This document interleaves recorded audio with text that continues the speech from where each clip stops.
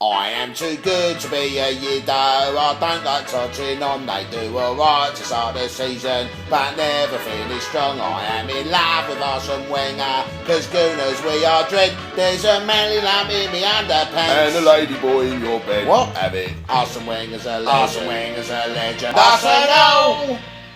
Good evening and welcome to Slap of the Day episode 2 for the 2016 end of season running to document who will be getting top honours in the 2016-17 season. I'm flying out to Spain tomorrow morning for 3 days and as a result don't have time to write, voice, edit, animate and then re-edit dead weight. So Shearer and Bumface can piss off home so's that I can rattle through 6 games along with pork pie as I pack my bag and find my passport. Leicester v West Ham. Pork pie, the managers. Ranieri. 2 scored, 2 conceded, 2 points dropped. What's your take? Football. Sometimes it's crazy. Just like me. If Manchester United or Chelsea were 7 points clear with 1 month to go, then they would be champions already. But we are Leicester, so we have to keep fighting. It's crazy. Yes, Claudio, it's completely insane. More so when you take into account the vast array of titles that Leicester have lifted in the past. As you can't possibly call a track record like that into question now, can you? Shut up on your face. Bilic! Crap. Again? Really? Look, West Ham are in 6th place, and they're playing very good football. And they're 2 points clear of Southampton with an easier run-in. So I think it's very disrespectful of you to not have Bilic drawn up, even as a black and white outline like Pieface Allardyce. I heard that. Could we not give West Ham a modicum of respect and at least show their logo of 2 crossed hammers? So, Claudio, 2 yellows make a red, and that's what got your boy Vardy sent off. Tell me, what's your take on Vardy's first yellow card? I did not see it. Been studying the book of Arsene Wenger, eh? Well, what about Vardy's second yellow? Did you see that? I did not see that either.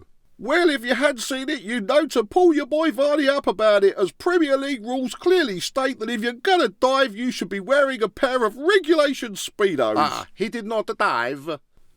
Kind of hard for you to categorically state that, given the fact that you didn't see it.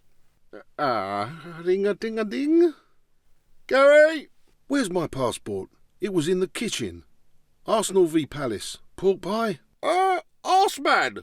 1-0 became 1-1, which means 2 points dropped. What does that mean for this year's title race? To quote Jolyon Lescott, the weight has been lifted from our shoulders, so Arsenal can now relax and play some good football until the end of the season. Does that mean Arsenal are getting relegated? No, it means that we have now no chance of finishing above Tottenham. Blatant honesty, Arseman, which is refreshing to hear. What about Palace's goal, though? Do you think Czech could have saved it? The defending was poor and the shot itself did catch Czech off guard, but it's difficult to blame any individual as we play together and are disappointed together. Because we are shit together. Linekeers! Maybe it's in the bedroom. Pork pie. Liverpool v Bournemouth. Sloppy cloppy! 2-1 win over Bournemouth off the back of a tasty win over Dortmund. No European hangover for you this week. Well, you got to rise to the challenge, which for me is quite easy given the fact that I'm like 8 feet 4 inches tall. What the stack of kidney pie is going on over here, lad? Liverpool are in 8th place. Klopp is in full colour.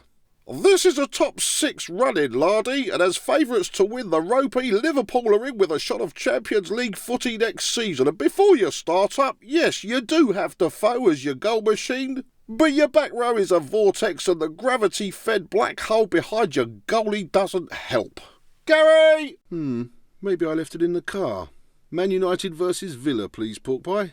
Van Rental, Aston Villa are rooted to the foot of the table and in all fairness been a relegated team since before Christmas as their players lack soul, motivation, grit, determination, spirit and a swift hard kick in the nuts from Stan Collymore. Yet you turn up to play them with your so-called big club and only manage to grind out a 1-0 win the hard way, which is nothing short of embarrassing. Do you have anything to say for yourself at all? Oh, she's not laughing. Oh, Dixie, you are an embarrassment. Someone call Mourinho. Rest in peace, Aston Villa. Your fans deserve so much better than what they got. Gary! Man City v Chelsea. Take a break, pork pie. I got this one.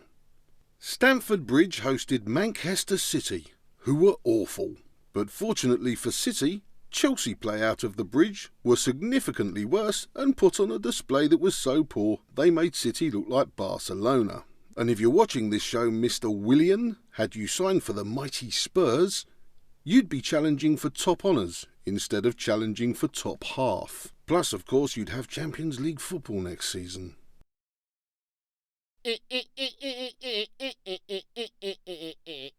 Ow! To conclude, Sunderland beat Norwich 3-0, and not wishing to lose North East face, or indeed their Premier League status, Newcastle decided to turn up and do the same to Swansea, rocking St James's Park with their 3-0 win. Watford beat West Brom 1-0, and Southampton drew 1-1 with Everton.